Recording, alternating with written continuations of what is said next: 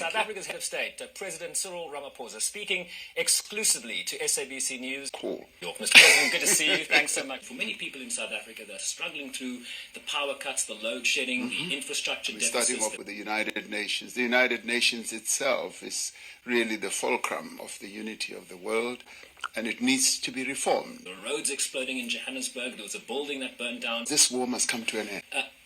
How do you align progress with what people are feeling and seeing inside? My message is simple. Go, Boke. I will definitely myself go to the final to ensure that we lift that trophy. Do we lack, Mr. President? Is there a greater role, Mr. President, for BRICS?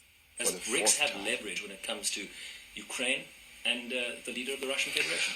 The United Nations Security Council, because it is not representative, it locks out 1.4 billion people on the African continent. We don't have a permanent voice. And I think the Springboks have it with them.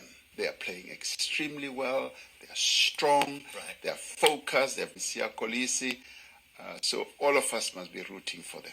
I was going to ask that you take me along with you, but I go back home feeling very, very, very, my spirits are lifted. But before you go, Mr. President, let me just challenge you on this notion of progress, right? Agree. You express your frustration that the lack of commitment from the developing world. We pay 8 times more than a country in Europe, and it is hugely unfair, hugely inequitable.